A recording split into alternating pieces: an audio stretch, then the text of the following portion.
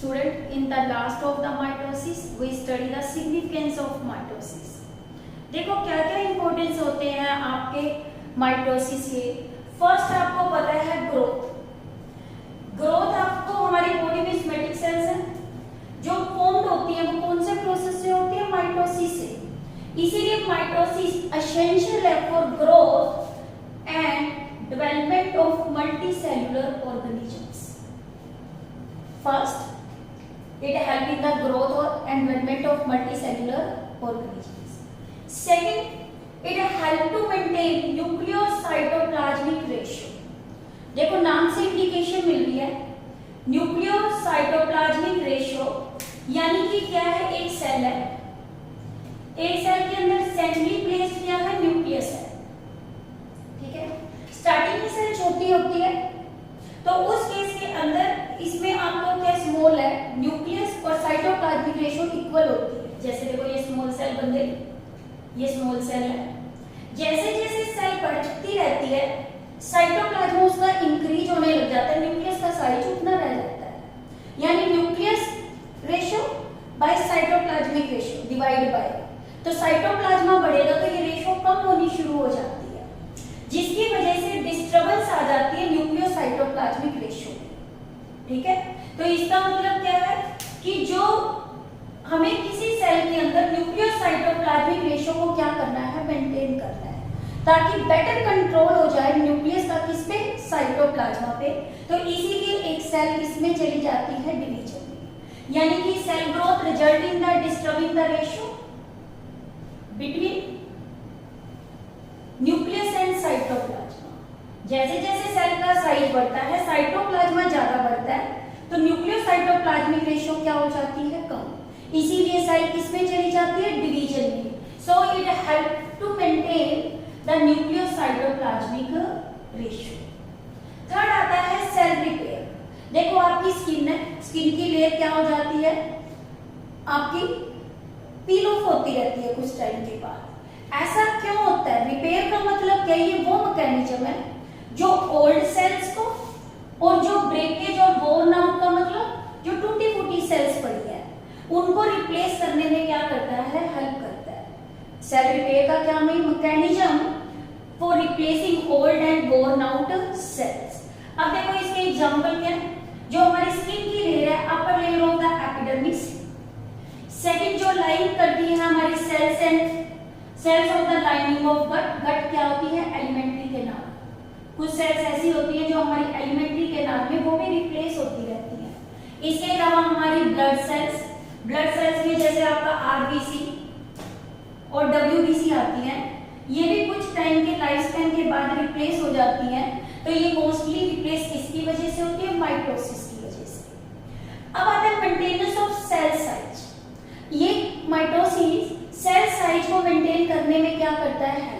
मान लो एक सेल बहुत बड़ी हो गई, तो वो अब क्या करती है? अपने आप को डिवीजन में ले जाती है। डिवीजन में क्यों लेती है?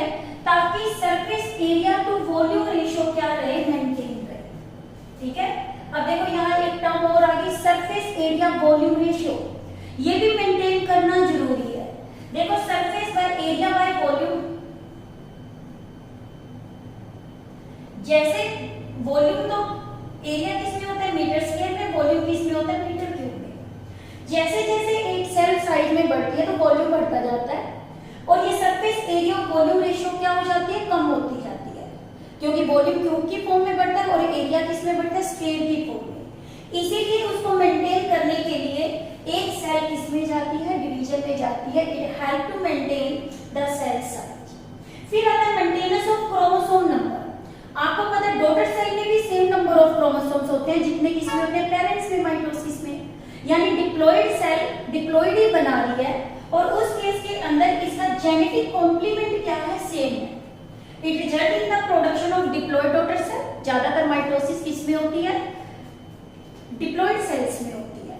बस कुछ एग्जांपल है, कुछ इंसेक्ट्स हो गए, इसके अलावा क्या है? कुछ अदर एग्जांपल्स आ जाते हैं एनिमल्स के अंदर कि जो डिवाइड करते हैं कौन से? वो हैप्लॉइड सेल्स के अंदर भी क्या होती हैं? आपकी माइटोसिस होती है। मोस्टली होती किसमें? डिप्लॉइड में।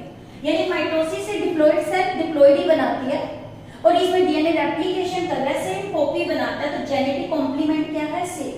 सो सभी सेल्स के अंदर नंबर ऑफ क्रोमोसोम्स क्या होते हैं, सेम। अब आता है प्लांट ग्रोथ। देखो प्लांट के टिप के ऊपर टिश्यू होता है, you are study in the class 9th also. This tissue is called the meristematic tissue. Meristematic tissue वो होता है जिसके अंदर क्या होती है, पावर ऑफ डिवीजन। हमारे 3 तरह के मेरिस्टेमेटिक टिश्यू है, एक तो होता है एपिकल, एक इंटरकैलरी, एक लेटरल। मेरिस्टेमेटिक टिश्यू क्या होते हैं, जिसके पास क्या है, power of division.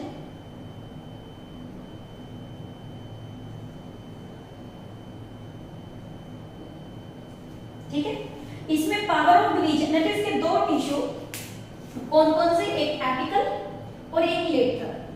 Apical tissue tip पे होता है, रूट की और शूट की, और लेटरल जो कैम्बियम बनती है वो किसमें बनती है, सेकेंडरी ग्रोथ में बनती है।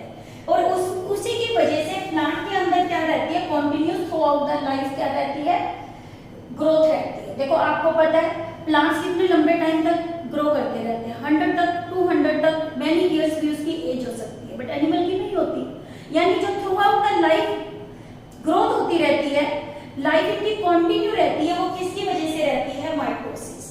अब आता है हीलिंग एंड रीजनरेशन।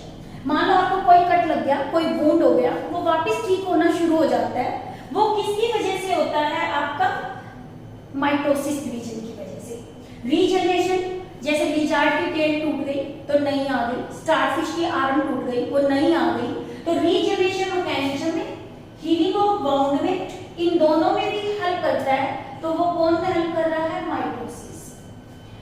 अब देखो रिप्रोडक्शन, जितने भी यूनिसेल्युलर ऑर्गेनिजम्स हैं वो सिंपल मेथड से डिवाइड करते हैं, और वो मेथड कौन सा है, mitosis.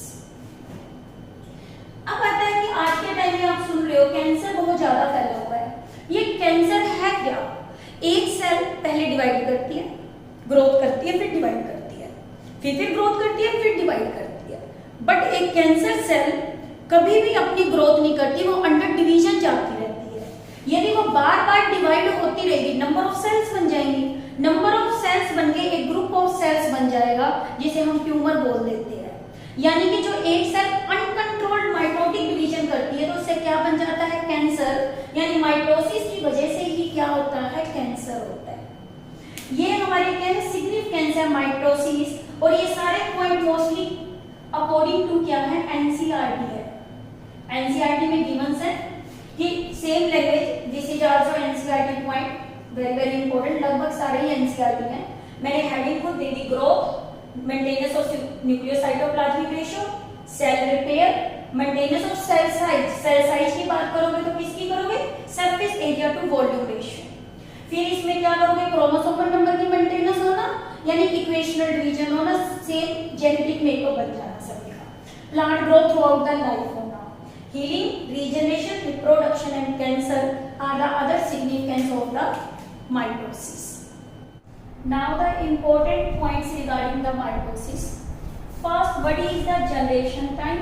It is the time interval between the two cells. And how we can calculate the number of generation when a cell undergoes the division? एक फॉर्मूला है जिससे हम क्या कर लेते हैं, कैलकुलेट कर लेते हैं क्या, नंबर ऑफ जनरेशन को। आपको पता ही चल गया जनरेशन टाइम क्या होता है, जब दो साइकिल के बीच में जो आपका क्या होता है, टाइम इंटरवल, इसे क्या बोलते हैं हम, जनरेशन। अब जनरेशन को कैलकुलेट करने के लिए फॉर्मूला है x इक्वल टू 2 की पावर n। यहाँ पे x क्या है, नंबर ऑफ सेल्स, और n यहाँ पे क्या है, नंबर ऑफ जनरेशन, यानी x इक्वल टू 2 की power n। This equation is very very important from NEET point of view, बहुत बार क्वेश्चन आ जाते हैं इस पे, कि जैसे देखो how many generations are required by a cell of meristematic to produce 128 cells, यानी कि 128 सेल गिवन है, तो ये नंबर ऑफ सेल्स है, नंबर ऑफ सेल्स आपकी क्या होगी, x इक्वल टू 128। तो फॉर्मूला हमारा यहाँ पे क्या है, x इक्वल टू 2 की पावर n, तो मैंने यहाँ पुट कर दी वैल्यू 128 इक्वल टू 2 की पावर n।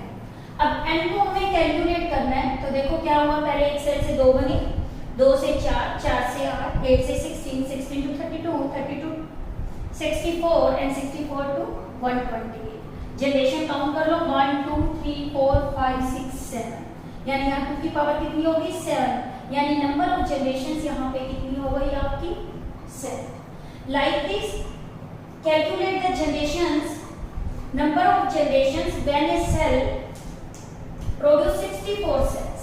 देखो 64 सेल्स के लिए तो आप इसी को ही उठा लो क्वेश्चन को कि आपने 1 से 2, 2 से 2 से 4, 4 to 8, 8 to 16, 16 to 34, 16। तो यानी कि यहाँ पे n x इक्वल टू आपका कितना आ गया, x इक्वल टू 64। तो फॉर्मूला लगाओ x इक्वल टू 2 की पावर n, 64 इक्वल टू 2 की पावर n। तो n को आपने यहाँ से कैलकुलेट किया, 64 इक्वल टू 2 की पावर 6, यानी नंबर ऑफ जनरेशन यहाँ पे कितनी हो गई आपकी 6 हो गई। इस तरह हम नंबर ऑफ जनरेशंस को क्या कर सकते हैं, कैलकुलेट कर सकते हैं।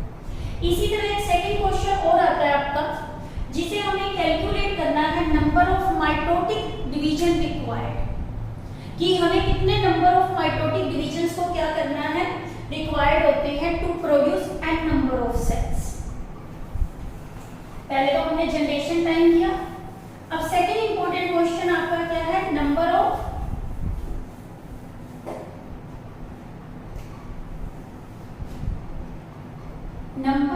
mitotic divisions are required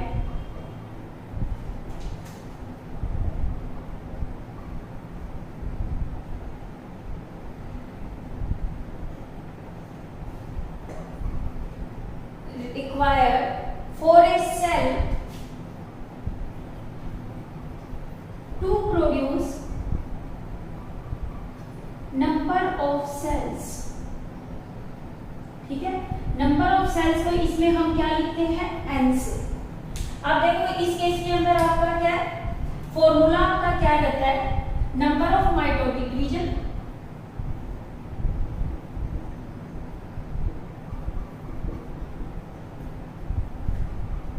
is equal to n की पावर -1। तो यानी कि number of mitotic division required है वो कितने हैं, n की पावर n-1। तो n-1 है, वहां पे n आपका क्या है, नंबर ऑफ सेल्स है। ठीक है, where n is number of cells. ठीक है, अब देखो इसी तरह आपका एक क्वेश्चन है, if a tissue at a given time, question if a tissue at a given time produces 200 cells। ठीक है, कितने सेल्स बना रहा है, 200। Cycles of mitotic division, calculate number of mitotic divisions या साइकिल्स ऑफ माइटोसिस। ठीक है, कैलकुलेट करना है हमने number of cycles of mitosis undergoes by the original cell, undergoes by the parental cell. ठीक है, वुड बी इक्वल टू कितने होंगे, क्वेश्चन मार्क। देखो आप कितने n का नंबर ऑफ सेल्स है, हमें नंबर ऑफ क्या निकालने हैं, mitotic division, number of mitotic divisions.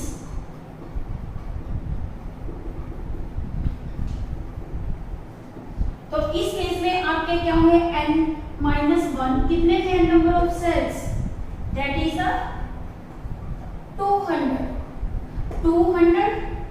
-1 equal to 129, यानी कि ये आपका क्या है, आंसर।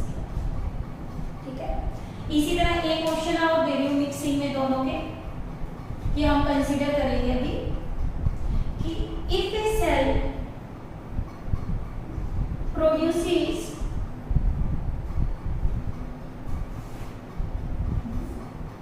128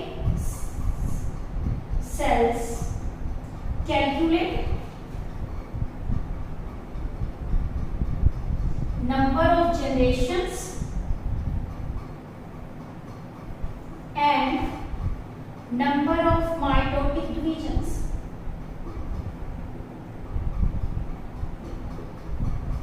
ठीक है, नंबर ऑफ जनरेशन भी कैलकुलेट करना है, number of mitotic divisions required.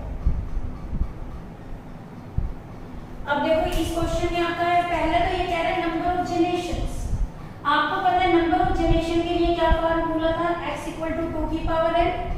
तो इस केस में आपने 128 करके 2 की पावर क्या कर दिया n। तो इस केस में हमने जैसे पहले किया था, एक से कितनी सेल बनेगी, 1 में 2, 2 to 4, 4 to 8, 8 to 16, 16 to 32, 30 to 64, 64 to 128, यही हुआ आपका। तो इस केस में देखो नंबर ऑफ जनरेशंस आपकी कितनी हो गई, 1 2 3 4 5 6 7 हो गई। तो इस केस में हमने क्या किया, 128 = 2 की पावर 7, यानी नंबर ऑफ जनरेशन कितनी हो गई, 7। अब आपको पता है 128 सेल्स बनानी है, तो कितने number of mitotic division required है। देखो जनरेशन टाइम तो क्या था, साइकिल बिटवीन द, ये टाइम इंटरवल है 2 साइकिल्स के बीच में, 2 साइकिल के बीच में ये वाला टाइम इंटरवल हो गया, पहला ये साइकिल था फिर ये दूसरा। अब ये नंबर ऑफ माइटोटिक डिवीजन्स निकालने हैं, नंबर ऑफ माइटोटिक डिवीजन्स।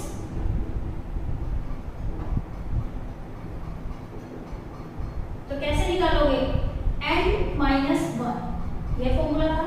कितनी थी आपके ये सेल्स, 128, ठीक है। तो और 128 सेल्स हैं, इसको हमें रिक्वायर करने के लिए हमें इसमें क्या निकालना है, कितने इसके अंदर number of mitotic divisions required है, -1 = 127। ये इसका क्या हो गया आंसर। यदि आपको जनरेशंस निकालनी है, नंबर ऑफ जनरेशंस, तो आप इस फॉर्मूले से कैलकुलेट करोगे। नंबर ऑफ माइटोटिक डिविजन्स आपको निकालने हैं या साइकिल्स इस पे आपको निकालने हैं, तो आप इससे निकालोगे 128 - 1 यानी 127। ये नंबर ऑफ क्या हो गए, माइटोटिक डिविजन्स। अब देखो इसके अलावा कुछ इंपॉर्टेंट पॉइंट्स भी आते हैं, माइटोजेंस, ठीक है। माइटोजेंस क्या होते हैं, ये वो सब्सटेंस होते हैं जो ट्रिगर करते हैं किसको, सेल साइकिल को, यानी कि सेल डिवीजन। ये माइटोजेंस हर किसी में प्रेजेंट होते हैं, प्लांट्स के अंदर भी होते हैं और किसके अंदर होते हैं, एनिमल्स के अंदर भी होते हैं। अब हम कर रहे हैं माइटोजेंस।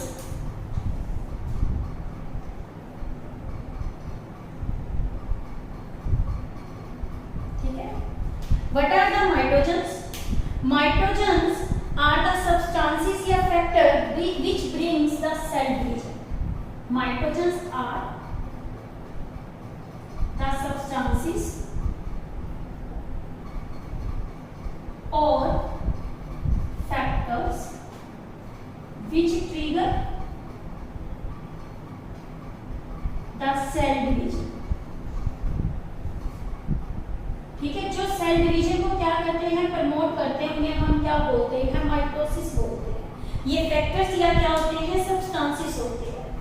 माइटोजेंस प्लांट्स में भी है, माइटोजेंस इन प्लांट्स एंड एनिमल्स। ठीक है, प्लांट्स में प्लांट के हार्मोन्स होते हैं, जो आपने लोअर क्लासेस में भी स्टडी किया 10th में, कि प्लांट्स में ऐसे कौन कौन से हार्मोन्स हैं जो सेल डिवीजन को क्या करते हैं, प्रमोट करते हैं। प्लांट में जैसे आपको पता है सेल डिवीजन में मेनली कौन सा है, सेल साइटोकाइनिन, ऑक्जिन, जिबरलिन्स। ये प्लांट्स के अंदर क्या होते हैं, माइटोजेंस होते हैं। For example auxin hormone, gibberellins. Third इसमें कौन सा आता है, साइटोकाइनिन। ठीक है, साइटोकाइनिन सेल काइनेटिक डिवीजन, ये तो यानी कि मेनली सेल डिवीजन को क्या करता है, प्रमोट। ये सबसे ज्यादा कहाँ मिलता है, कोकोनट मिल्क में। ठीक है, और इसका दूसरा नाम होता है काइनेटिन। कभी कभी ये मेज में भी मिलता है, मक्की के अंदर, जिसे क्या बोलते हैं, जी मेज। ठीक है, और इसे बोलते हैं जिएटिन। ये दोनों जहां जिएटिन, काइनेटिन और साइटोकाइन आ जाता है वो सारे क्या है, एक ही हार्मोन है और इनका काम होता है सेल डिवीजन, साइटोकाइन यानी कि सेल डिवीजन को प्रमोट करना। मान लो जैसे आप किसी प्लांट के छोटे से पार्ट को ग्रो करवाते हो टिश्यू कल्चर करवाने के लिए, यानी आर्टिफिशियल मीडियम पे ग्रो करवाते हो, 10th में भी पढ़ा आपने, तो वो क्या करता है, अपना सेल डिवीजन प्रमोट करता है।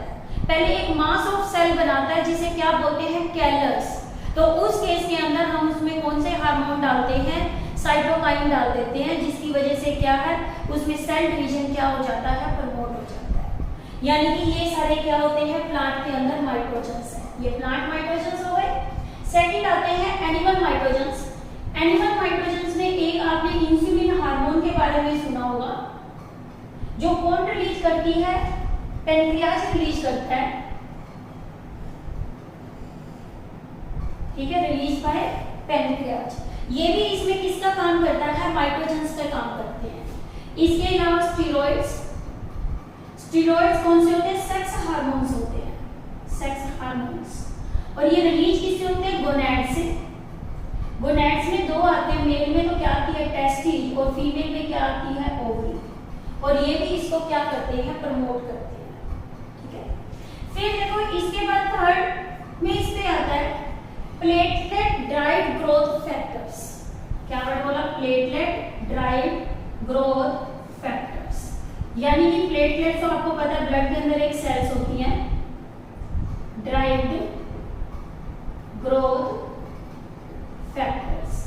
ये भी एक एनिमल्स के केस के अंदर क्या है, रोल प्ले करते हैं, किसको, सेल डिवीजन को प्रमोट करने के लिए। इसके अलावा क्या है, स्किन के ऊपर, जो हमारे स्किन के अंदर भी पावर ऑफ रीजनरेशन है, कट लग जाता है तो वापिस आ जाता है, तो इसमें कौन सा होता है, एपिडर्मल ग्रोथ फैक्टर होता है। कौन सा, epidermal growth factor. Outer most कोई भी लेयर है, एपिडर्मल ग्रोथ फैक्टर,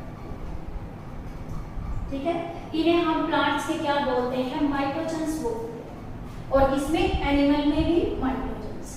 प्लांट्स में थी auxin, gibberellin, cytokine, other name of the cytokine kinetin और zeatin, because they are found in the coconut milk and maize. Insulin in case of animal, release by the pancreas. Steroid hormones are the sex hormones that are released by the gonad, testes and ovary.